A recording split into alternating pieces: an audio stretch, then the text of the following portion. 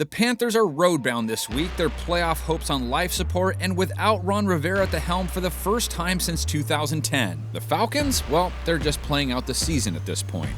Predictions are knocking, but before we open the door and let them in, let's get acquainted with a few stats. Let's start with one of the most glaring statistical mismatches in this game, Carolina's pass rush versus Atlanta's pass protection. And Matt Ryan protected here. The Panthers sacked Dwayne Haskins 5 times last week, Carolina on the year, sporting one of the best pass rushes in all of football. Now, pair it with the Falcons' protection of Matt Ryan last week, 9 sacks allowed. And on the year, they have allowed 40 QB takedowns, one of the highest figures in the NFL. If that's not reason enough to deter Atlanta from getting too pass-heavy, then maybe this will help.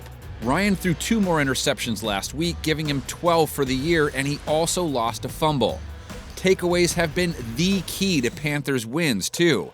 They have 2+ in each of their victories this season. What a big play by the Panthers defense. But are 0-7 when they have 0 or 1. So ball security will be vital for Atlanta if they want to walk away from this one as winners. Here is Freeman. That was the key in the first game, outside running by the Falcons. One way to lessen the risk of turning the ball over is to run more, which Atlanta did try to do last week.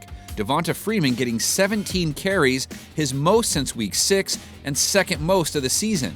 Now, he only mustered 3 yards a carry, but Carolina's weakness on D is against the run. They could not stop Washington's ground game last week at all, and on the year are giving up 5.3 yards per carry, which is worst in the NFL.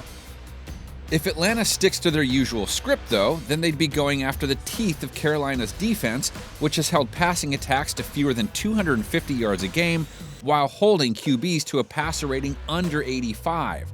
So even more reason to maybe load up on their ground game. Now, when they have the ball, Carolina's fortunes likely boil down to how their QB plays, and regardless of who it is, they can't play like Kyle Allen did against Atlanta just a few weeks ago. The Falcons picked off Allen 4 times when they routed the Panthers in Week 11. Allen threw another interception against the Redskins too, his 10th of the season, leading to a lot of calls for Will Grier on Panthers message boards last week.